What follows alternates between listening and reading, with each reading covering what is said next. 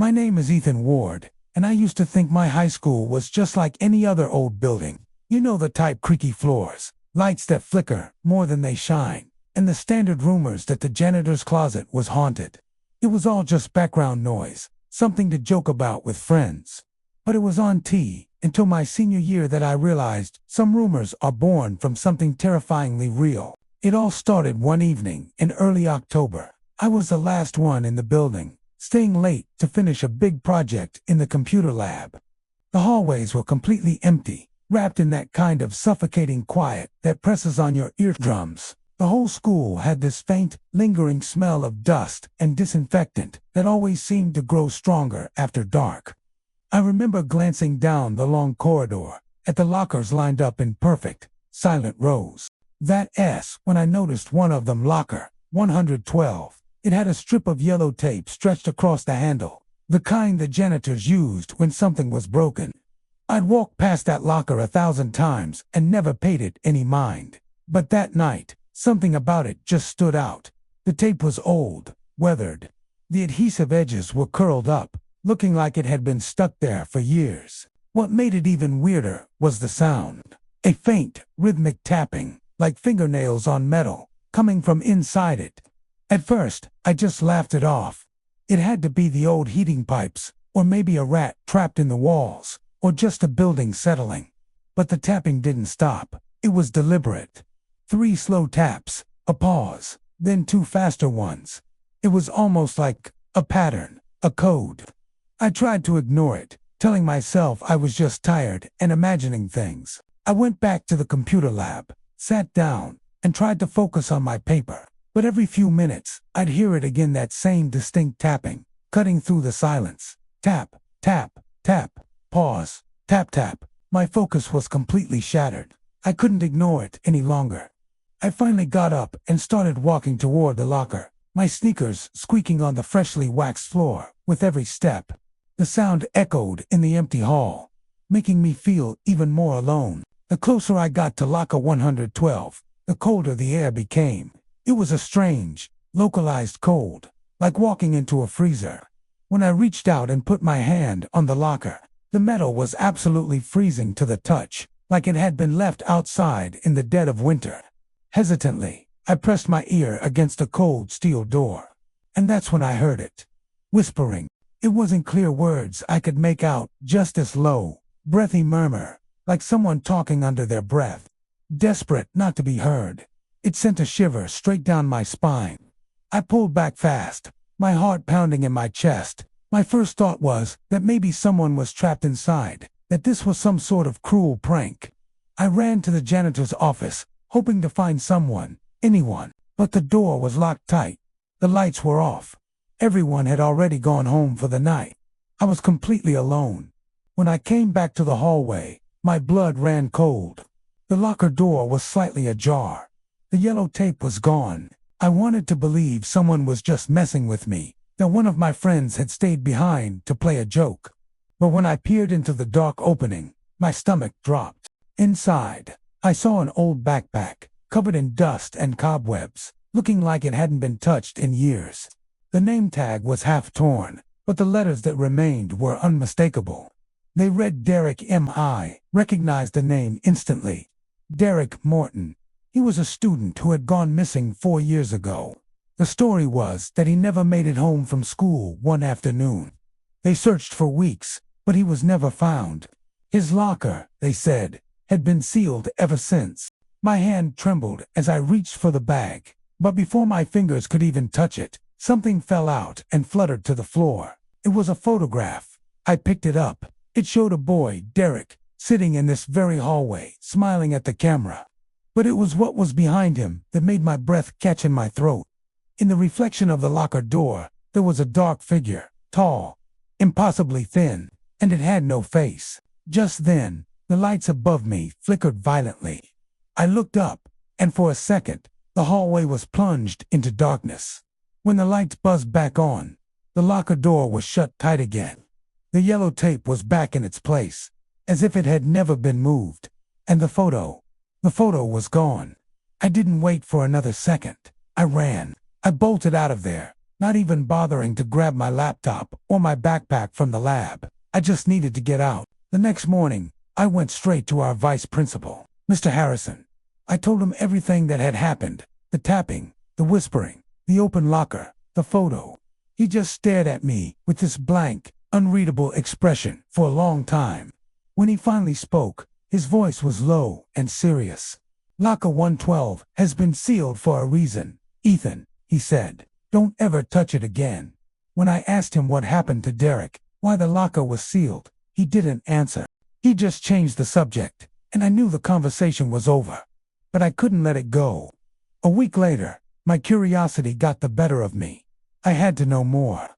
After school, I went back to that hallway, but the locker was gone.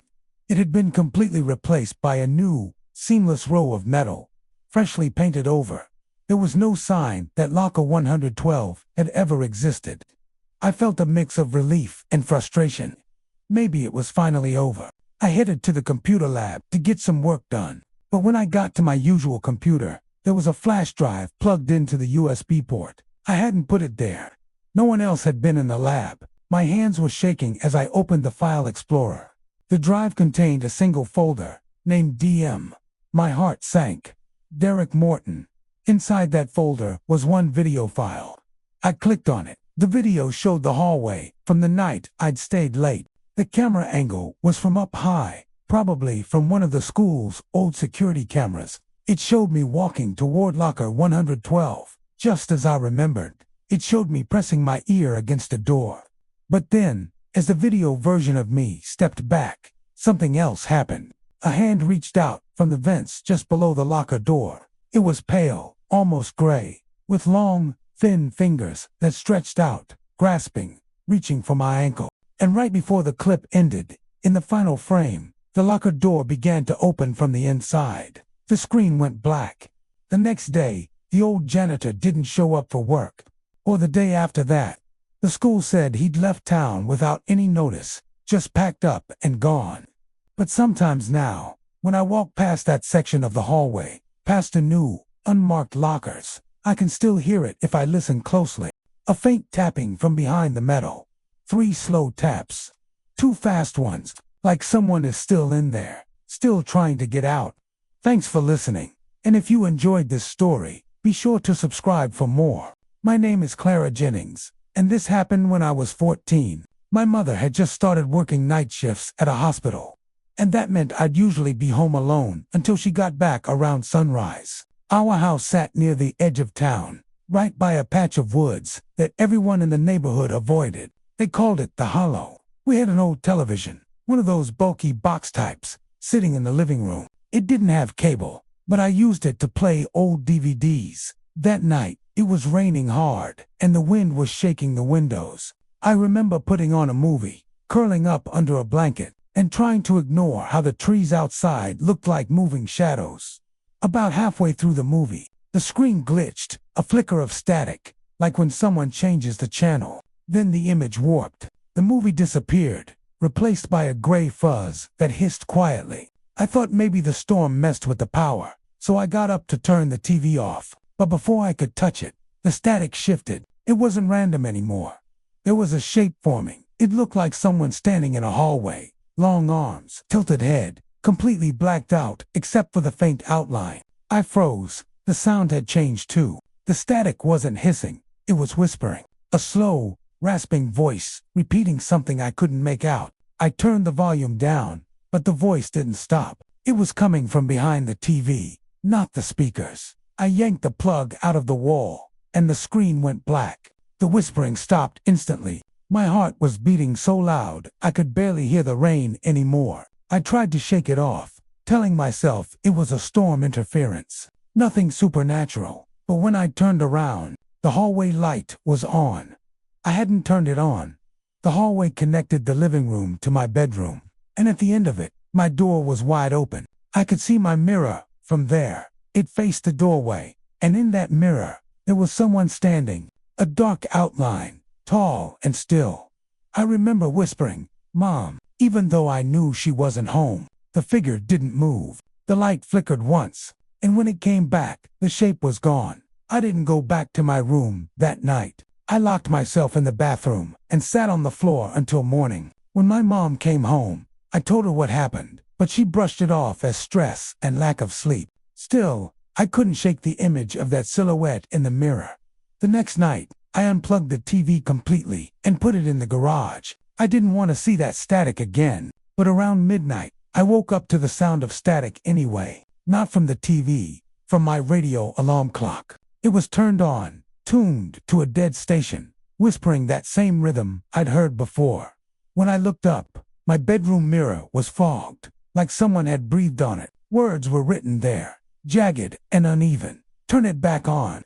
I ran to my mother's room and refused to sleep alone again. She finally believed me after she checked the mirror herself. The words were still there. We decided to throw out both the TV and the radio. For a while, things went quiet. A few weeks later, a man from the electric company came by to check the lines after the storm damage. He mentioned something strange, that the old utility cables near the hollow were being removed because of a forgotten property beneath the woods, an abandoned home that had burned down decades ago. He said no one was supposed to have power running that close to it. That night, the power flickered again. I looked out my window toward the trees and saw a faint white glow deep inside the woods. It wasn't lightning, it was steady, pulsing light, like an old TV left on in the dark. I moved out 2 years later, when Mom got a better job. The new owners of our old house reached out once, asking if we ever had issues with interference in the wiring. I told them no, and hung up, but sometimes, when I can't sleep, I hear that static again, faint, far away, like a voice just beneath the surface of silence. And every time it happens, I remember the message on that mirror. Turn it back on.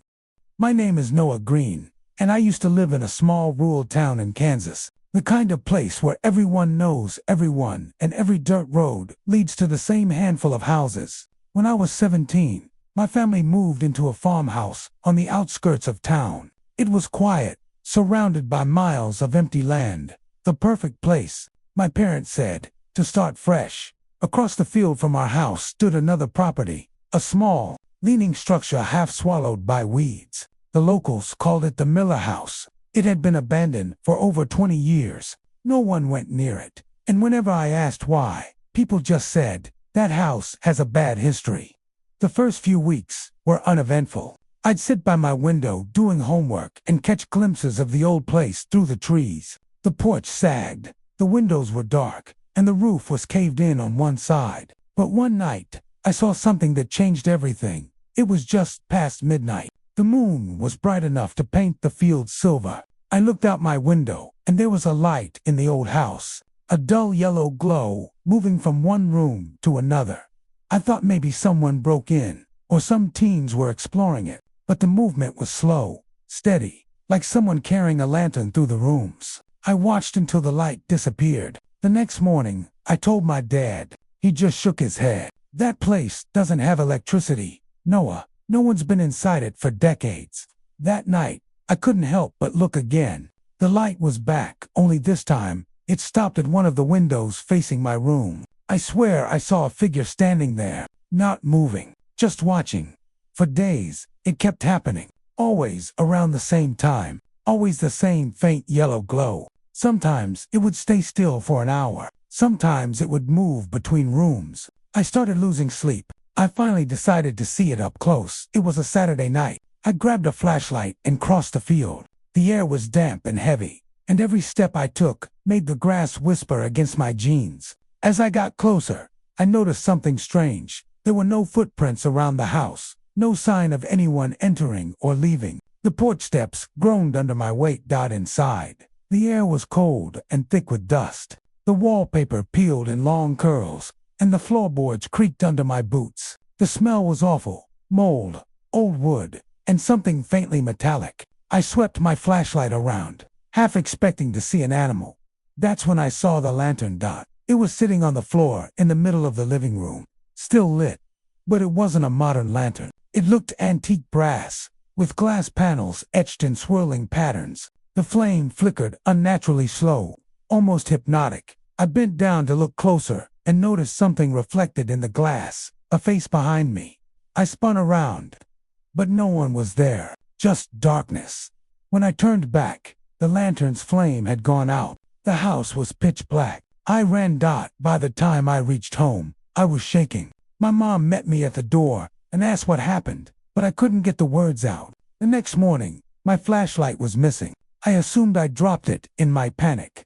For a week, nothing happened. Then, one night, I woke up to a flickering glow in my room. My flashlight was sitting on my desk, turned on, even though I hadn't found it. And next to it was something else. The lantern. It was sitting there, faintly glowing, though it had no batteries, no oil, nothing that could have powered it. My door was locked from the inside. I stared at it until the flame dimmed and went out again. When I finally got the courage to touch it, the metal was ice cold. There was something carved into the bottom, small but clear. You looked back.